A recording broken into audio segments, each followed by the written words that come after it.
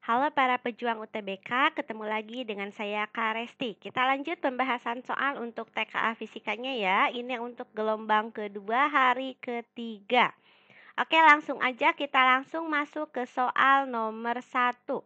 Untuk soal nomor satu, di sini seorang wanita dengan massa 80 kilogram. Kita tulis dulu apa yang diketahui di soal.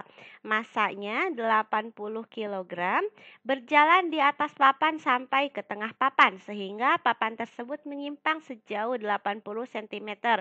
Ini maksud soal karena papan itu sifatnya lumayan elastis ya. Jadi ketika misal papannya panjang lalu kita berjalan di atasnya, biasanya si papannya itu kayak agak melengkung. Nah, itu ada penyimpangan atau ada pertambahan panjang.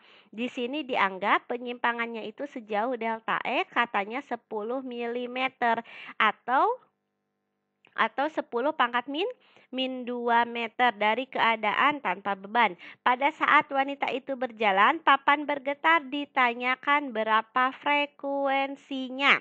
Saya ingatkan kembali untuk persamaan frekuensi. Ini bisa kita rumuskan 1/2 pi kali akar K dibagi dengan M. Masalahnya kita tidak punya nilai K-nya berapa, berarti harus kita cari tahu dulu. Oke, saya gambarkan dulu ya untuk sistemnya.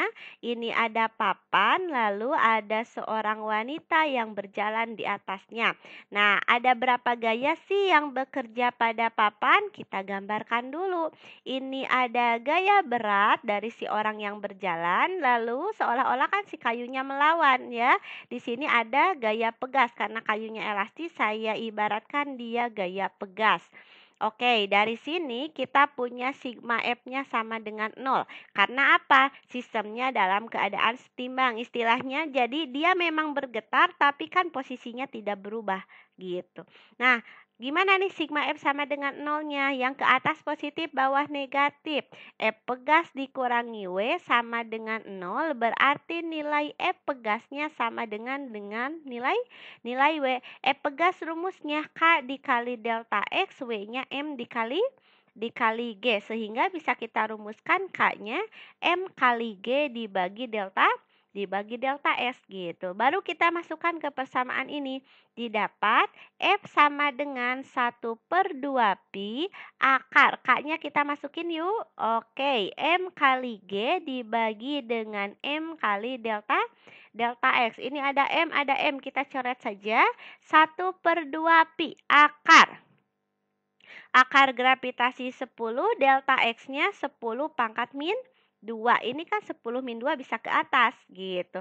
1/2 pi jadi akar berapa? Akar 10 pangkat 3. 1000 itu 100 kali 10 sehingga 100-nya bisa keluar. 10 dibagi 2 pi akar 10 atau 5 akar 10 per pi. Ini jawabannya ya untuk soal nomor 1 ya. Pi-nya karena di bawah jadi pangkat min 1 seperti itu.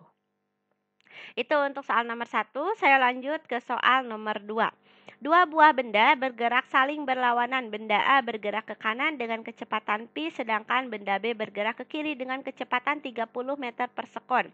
Jika mula-mula mereka terpisah sejauh 1200 meter, berapakah kecepatan A saat bertemu B setelah mobil B menempuh jarak 720 meter? Oke, kita gambarkan dulu keadaan soalnya. Ini ada dua buah benda. Misal saya punya benda A, dia bergerak dengan kecepatan pi, arahnya ke sini. Lalu B, dia bergerak dengan kecepatan 30 meter per sekon. Nah, jarak pisah antar keduanya mula-mula itu 1200. Karena kan ini bergerak ya. Nah, suatu saat B-nya itu ada di sini. Nah, ceritanya si B-nya itu ada di jarak 720 meter. Bisa dong saya rumuskan seperti ini dari gambar di atas. 1200 sama dengan SA. SA itu jarak A ke titik ini ya. Berarti ini SA. SA ditambah 720 20 gitu. Si 720 kan bisa pindah. Oke, kalau kita pindahkan 1200 dikurangi 720 didapat 480 sama dengan SA. SA itu kan V dikali T. Nah, permasalahan sekarang kita gak punya T. Nah, di sini kan ada dua buah benda ya, benda A dan benda B. T-nya itu sama karena mereka bergerak dalam waktu yang bersamaan seperti itu. Berarti bisa kita cari nih dari si TB 720 per kecepatan B-nya 30. Dari sana ya, dari S dibagi V. Didapat T-nya itu 24. Langsung kita masukkan ke soal. Didapat 420 sama dengan Pi kali 24. 24-nya pindah ruas. Oke, ini maaf. 480 dibagi 24 hasilnya 20 sama dengan Pi. Ini satuannya meter per sekon. Berarti jawabannya A. Itu untuk soal nomor 2. Oke, kita lanjut ke soal nomor 3. Untuk soal nomor 3, sebuah bola konduktor dengan jari-jari R memiliki rongga berbentuk bola berjari-jari A. Dihitung dari pusat bola konduktor dengan A lebih besar dari R/2. Di pusat bola konduktor diletakkan sebuah muatan titik positif Q dan bola konduktor itu diberi muatan listrik sebesar positif Q juga. Jika K adalah 1/4 V kali epsilon, dengan epsilon adalah permitivitas listrik dalam udara, maka besar kuat medan listrik di sebuah titik yang berjarak R/2 dari sebuah bola adalah.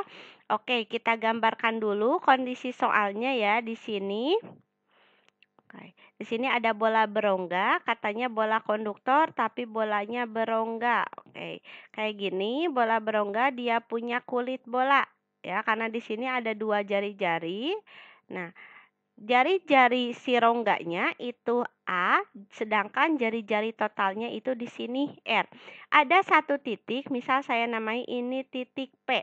Titik P itu jaraknya R dibagi 2. Dan di tengah-tengah di sini kata soalnya itu diberikan muatan sebesar positif Q. Untuk bola konduktornya sendiri diberi muatan positif Q. Ditanyakan berapa medan di titik P.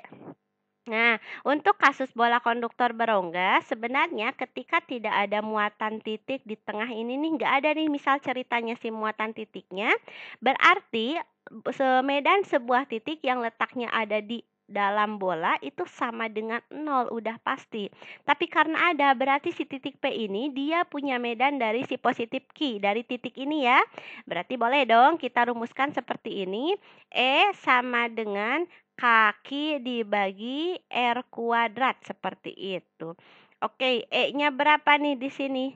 E-nya ini yang kita cari E di titik P. K-nya dalam kakinya, R-nya katanya jaraknya R/2. Ini jangan lupa kita kuadratkan. Berarti didapat E sama dengan kaki per R dibagi 2 kuadrat 4. Oke, 4-nya pindah ke atas didapat E sama dengan 4 kaki dibagi ini R kuadrat. Seperti itu saja ya. Ini untuk soal nomor 3. Jawabannya yang betul itu C. Gitu. Perhitungannya seperti ini.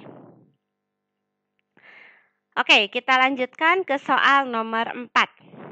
Sebuah benda dilemparkan ke atas dengan sudut elevasi 53 derajat dengan kecepatan awal 40 meter per sekon dan percepatan gravitasi 10 meter per sekon kuadrat. Maka saat T sama dengan 5 sekon, ketinggian benda adalah, nah di sini gerakannya apa sih gerakan bendanya? Karena ada sudut elevasi, berarti gerakan bendanya berbentuk parabola. Misal saya gambarkan seperti ini sudut elevasinya 53 derajat ya. Ini misal datarannya. Nah, ingat untuk gerak parabola yang pertama kali kita proyeksikan apa ya? Atau yang pertama kali kita lakukan? Kita proyeksikan kecepatannya kan ya. Berarti di sini ada kecepatan awal sumbu Y besarnya Pi 0 dikali dengan sin 53. Yang ke samping ini ada pi 0x. Besarnya pi 0 dikali cos 53 derajat. Sekarang yang ditanyakannya ketinggian. Ketinggian teh kan simbolnya Y ya. Berarti kita gunakan rumus GLBB pertama. Pi 0Y kali T dikurangi setengah kali G kali T kuadrat. Oke, kita masukkan nilai yang diketahui di soalnya. Y ini yang kita cari, pi 0Y-nya 40 dikali sin 53 derajat dikali 5 kurangi setengah kali 10 kali 5 kuadrat seperti itu. Y sama dengan 40. Sin 53 berapa sih? 0,8 dikali 5 kurangi 5 kuadrat 25 ya. Oke, 10 bagi 2. 5. Di sini didapat 5 dikali 25. Ini kita kalikan dulu nih. Berarti Y sama dengan 32 dikali 5 kurangi 25 kali 5. Jangan dulu dikalikan, kita keluarkan aja 5-nya biar lebih mudah. 32 dikurangi 25. Hasilnya 5 kali 7. 5 kali 7 35 meter. Oke, itu jawabannya ya. Berarti jawabannya di sini yang mana? Jawabannya E. Gitu. Oke, kita lanjut ke soal terakhir untuk soal nomor 5. Sebuah pipa elastis memiliki panjang L dan lebar A. Oke, di sini saya cek, oh ternyata ada yang berubah ya, ada yang tidak terketik sama saya ya. Jadi ada yang kelewat. Saya tulis ulang soalnya. Di sini katanya diketahui ada 2 buah pita elastis. Panjang pertama bisa kita tulis L1-nya L, lebarnya A1-nya A, ditarik oleh gaya F sehingga delta L1-nya delta L.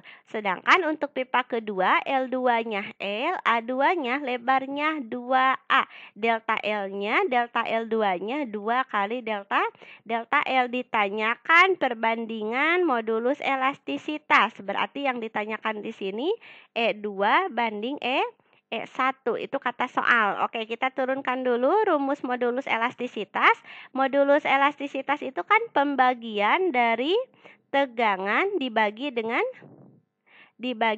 nilai regangan, gitu kan ya. Nah, tegangan sendiri persamaannya F dibagi A, gaya dibagi luasan, regangan delta L dibagi L0 atau panjang mula-mula.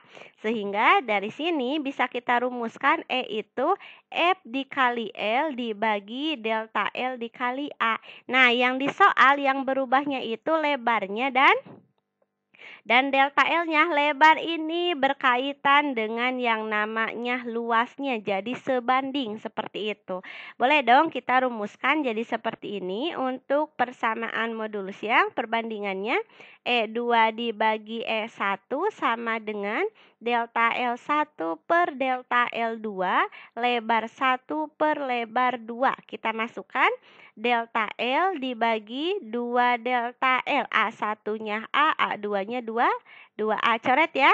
Berarti didapat E2 banding E1 sama dengan 1 banding 4. Seperti itu. Dapat ya hasilnya 1/4.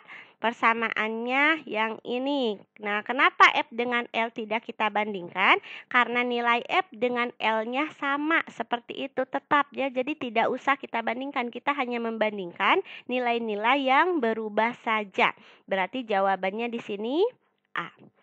Oke, sekian untuk sesi kali ini. Jangan lupa like, komen, dan subscribe channel ini ya. Terima kasih.